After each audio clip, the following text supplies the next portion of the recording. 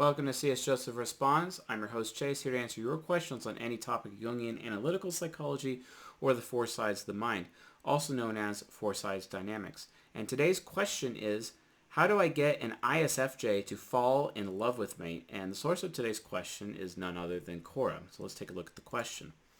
Awesome. So we got four answers. Anonymous begins to answer, and they say, read Love Sense by Dr. Sue Johnson. Everyone can make emotional attachments. Just because someone isn't as demonstrative as you doesn't mean they don't feel as deeply as you. Some people take just more safety and time to bond than other people. And some people just don't know how to bond. This book helped me understand some dynamics on attachment issues in relationships. What does this have to do with ISFJs? Like, are you just coming here to, like, answer rando? Like, are you Dr. Sue Johnson trying to get people to read your book right now? Is that what's going on here? I mean, I'm all for using Quora to, like, market your stuff. I mean, I'm kind of technically doing that because I'm posting the transcripts of these answers directly into Quora for anyone to read. But the bottom line is like, this is kind of like, I mean, this is almost blatant. I mean, but then again, maybe I am the pot trying to call the kettle black here. I don't know. Give them time to get to know you and grow to love and like you. Care about feelings a lot. Ask them, what does this have to do with ISFJ? Like, no, you don't. You're not getting any time here. Nope. Scott Spengler, a man who has worked at McDonald's, answered on November 11th, 2018 on Veterans Day. He said, don't know, don't care. I've read this stuff. How many people have you met that are I for 100% of the time with all people in all situations over their lifetime? Because if they aren't, then all your careful planning is a waste of time. Same for S and F and J. If this pseudoscience worked, then every person everywhere should be evaluated and measured and paired up shortly after our personalities evidence themselves. Likewise, this should be used to fix most psychiatric disorders and all criminal behaviors, or it's just stuff. All right, Mr. Scott, I totally understand where you're coming from here. A very concrete point of view here. You sound like some ESTJ or some ISTP who's very ignorant of this science. And, I mean, I don't blame you. I mean, you kind of belong hanging out with Ty Lopez and all those people who think that this is an absolute waste of time. And I'm sure that you'd enjoy yourself in that echo chamber. But please stop coming out here to Quora and actually, like, be a help instead of someone who's just complaining about it. Because answering don't know, don't care is not remotely useful. So, and then we have John Northwolf, who didn't list his occupation. By building attraction followed by trust and intimacy, then to maintain it, you should both be going through life trying to both grow individually as well as a couple. Wow, it sounds super affiliative right now. Too bad ISFJs aren't looking for affiliative. One does not make someone fall in love with them. Actually, it happens all the time. Just watch Don Juan DeMarco and learn about the rake. It happens all the time, and rakes can pull it off. Don't believe me? I mean, guess what? My marriage is as a result of that. Love is decision, not a feeling or emotion. True. With that being said, because it's decision and not emotion, you have to understand and accept the fact that not everyone you desire is going to reciprocate. I mean, wow, could you just be more cliche? I mean, apparently people here respect your opinion here on Quora, Mr. Northwolf. You will be rejected no matter what your social status. Are you projecting right now, Mr. Northwolf? Is that like literally what's happening right now? Physical or intellectual attractiveness. Are you actually exposing your own securities for us here on the internet, Mr. Northwolf? I'm serious. Like, this is getting a little weird. And now you're talking about achievements and or possessions. I mean, dude, you sound like an INTJ at this point. All the more reason to go out there and risk it. What do you have to lose? Spoken like a true pickup artist.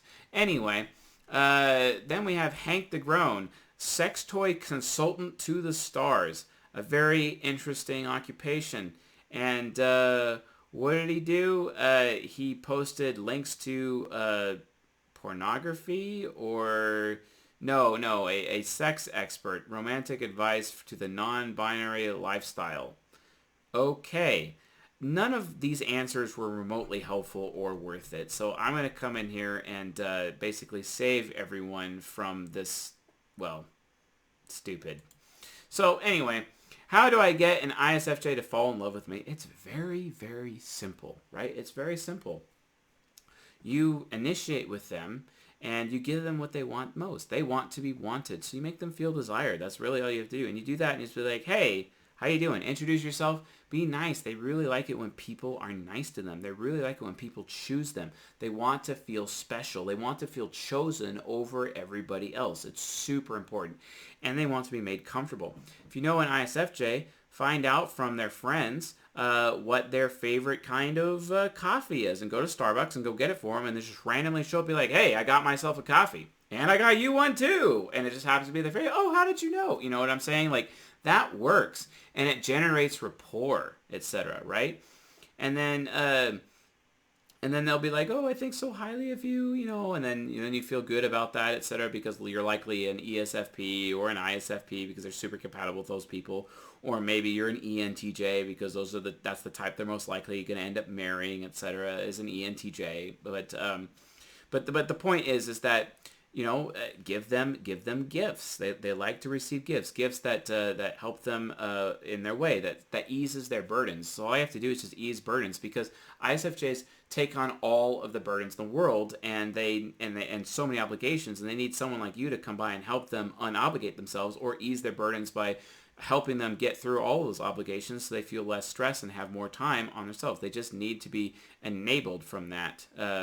They need enablement, basically. And they go out of their way to help everybody, but it's nice when someone like you comes along, someone with high moral fiber, someone with a decent amount of status and achievements, and also someone who's committed to giving them a good experience, such that you're actually hilarious and actually have a sense of humor. Sense of humor is probably, other than being wanted and you obviously being passionate towards the ISFJ, sense of humor is probably the number one, and I mean literally the number one thing that attracts ISFJs is sense of humor, because they are built for being in relationships with ESFPs, which are hilarious. You see what I'm saying?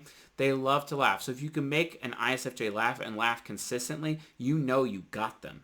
And then, hey, bring them their favorite coffee every now and then and be like, hey, tell me a story, or what's going on with you? What's new with you? You always show interest in what they are doing or what they have done.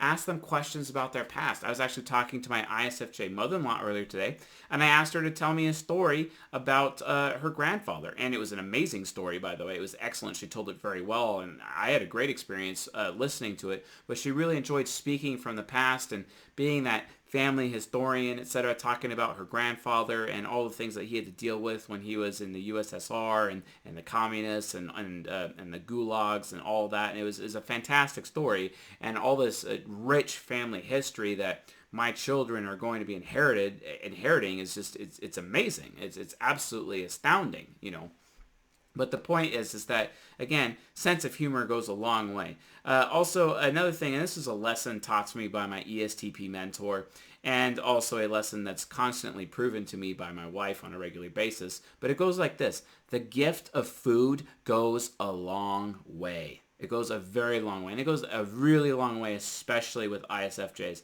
If you get them their favorite treats, their favorite coffees, or whatnot, that's sometimes even more valuable than getting them clothing or jewelry or anything like that, because they love coziness. It's all about cozy.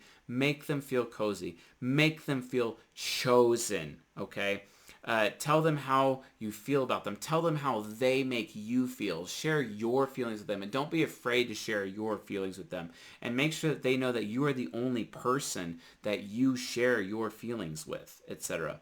And also behave in a principled manner, and they will come to respect you over time. They'll come to love you over time, and they'll be diehard loyal to you, right? And that's to the point where they'll never abandon you ever, because they just can't get enough. And then eventually they'll be the one seeking you out, because you were the one who first sought them out initially.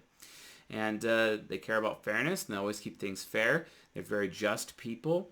And it's all about, making you feel good and them feeling wanted. And but here's another thing. Other than the gift of food goes a long way, making them cozy, making them feel wanted, having, giving them your attention, being passionate, asking them for stories. The other really, really, really super mega important thing that causes an ISFJ to fall in love with you is when you listen to them. You have to listen to them, even if you disagree with them, even if you feel like they don't even know what they're talking about. If you spend the time to listen to what they're saying, consider it, maybe even experiment with what they're saying so you can be like, yeah, this is actually true and I learned a really great lesson, thank you. Or, no, you're wrong and it's because of this. And you tell them and you show them the experiment that you're doing and show them this. And it's all about showmanship. You got to show ISFJs how they're incorrect in their thinking, but you at least have to take the time to listen to them and actually take the time to potentially do what they ask of you as well. It's super important. Being listened to is important because oftentimes ISFJs are completely overlooked by people and no one ever really listens to them. It's super important that you listen to them. Just like it makes them feel wanted. It makes them feel intelligent. They don't like it when other people, because from their point of view, no one values me if no one's listening to me, but they feel valued if you listen to them. And you got to make them feel wanted. Get the food goes a long way. Got to have that sense of humor. And then and make them cozy. And once you have all those things going and you're doing it all at the same time, that ISFJ will fall head over heels for you. And that's it. I mean, you got them. So that's how you do it, folks. That's how you get an ISFJ to fall in love with you. If you would like to have a chance to your question being answered on this channel, please post it on Quora or tag me, or you can leave it in the comment below, etc. If you want a guaranteed answer for your question, become a silver member at csjoseph.life/members and post your question on our private Q&A Discord channel. I take the questions from there. I answer them on a private live stream every month. The next one's like this Thursday, so get in on that if you want to get in on that Q&A session. I will also answer questions directly out of the live stream feed. Also, please make sure to like and subscribe to support the channel. And if you leave any questions you have below. And with all that being said, folks, I'll see you guys tonight.